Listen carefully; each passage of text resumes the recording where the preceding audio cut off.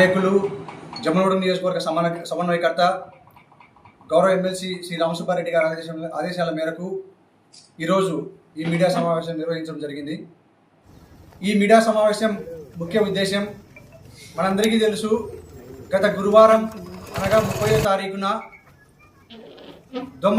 మైలవరం మండలం దొమ్మనందల గ్రామానికి చెందినటువంటి సోదరి లావణ్య మృతి మీద ఈ మీడియా సమావేశం ఏర్పాటు చేయడం జరిగింది.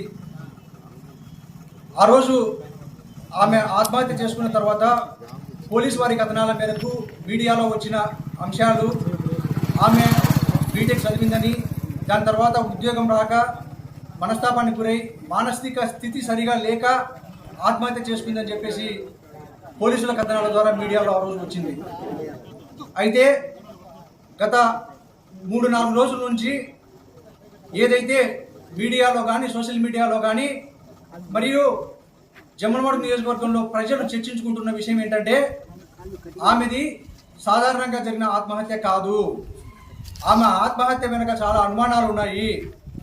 ఇదే జమ్మలమడుగు పట్టణానికి చెందినటువంటి ఒక వస్త్ర వ్యాపారి కుమారుడు ఆమెను ప్రేమ పేరుతో వంచి ఆమెను శారీరకంగా ఉపయోగించుకొని ఆమెను గర్భవతిని చేసి 2 సార్లు అబార్షన్ కూడా జరిపించి 3వసారి ఆమెను గర్భవతి చేసి ఆమె నన్ను పెళ్లి చేసుకోవాలని చెప్పేసి అడగగా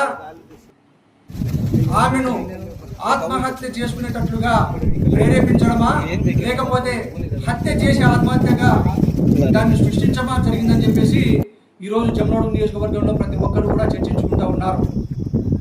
అయితే ఈ విషయం ఏదో ఇంతటితోనే అయిపోలేదు. ఆ అమ్మాయి ఆత్మహత్య చేసుకున్న తర్వాత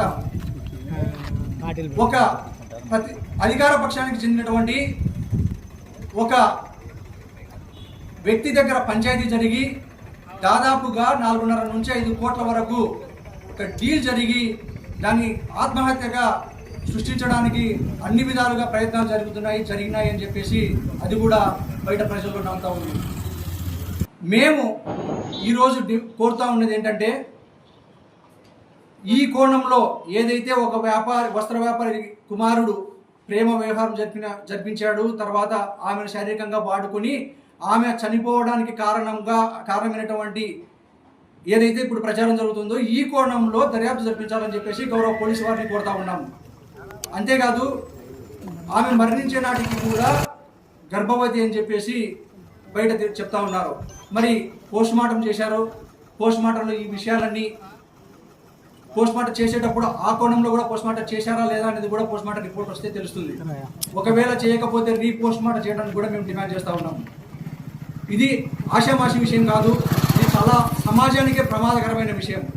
ఎందుకంటే ఈరోజు దీన్ని ఒక ఆడబిడ్డ ఒక సోదరిని ఈ విధంగా చంపిన తర్వాత అది ఆత్మహత్యనే కావచ్చు, కానీ బయట అనుకుంటున్నట్లుగా ఒకవేళ నిజంగా ఆ వ్యాపారస్తుడు కుమారుడు ఆమె చావుకి కారణమై ఉండి ఈ విధంగా పంచాయతీ జరిగి అతన్ని రక్షిస్తే, అధికార పక్షం చెందిన వాళ్ళే రక్షిస్తే రేపొద్దున ఇట్లాంటి లావణ్యులు మరో ఎంతోమంది బలి అవుతారు అట్లాంటి వ్యక్తుల చేతుల్లో.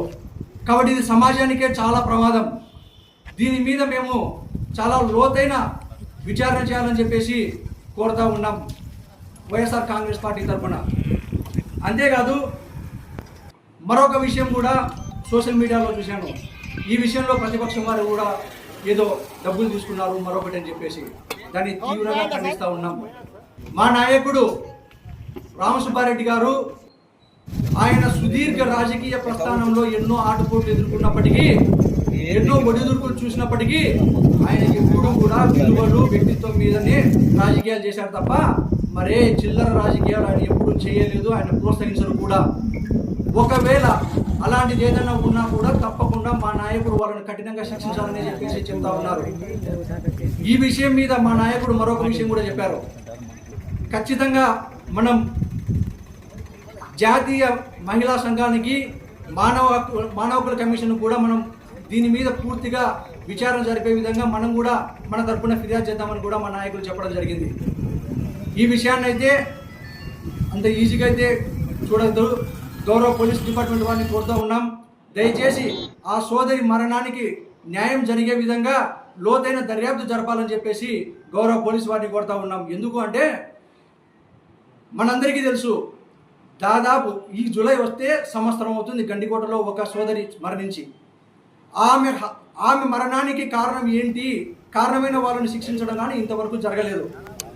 ఇది నిర్లక్ష్యం అనుకోవాలా, లేకపోతే అధికార పార్టీ వాళ్ళ ఒత్తిడి అనుకోవాలా పోలీసుల మీద, అది మీకే తెలియాలి. కాబట్టి ఈ సోదరి విషయంలో కూడా అలా జరగకూడదని చెప్పేసి మా వంతు వైఎస్ఆర్ కాంగ్రెస్ పార్టీ ప్రతిపక్షంగా ఉన్నటువంటి మేము మా వంతు బాధ్యతగా తప్పకుండా ఆ సోదరికి న్యాయం జరిగేంత వరకు మేము పోరాడతామని చెప్పేసి మీడియా ముఖ్యంగా తెలియజేసుకుంటా ఉంటాం. ధన్యవాదాలు. మీ పేరు? భాస్కర్ రెడ్డి, ఎర్రబోలు భాస్కర్ రెడ్డి, వైఎస్ఆర్ కాంగ్రెస్ పార్టీ వాలంటీర్స్ విభాగ రాష్ట్ర ఉపాధ్యక్షుడు.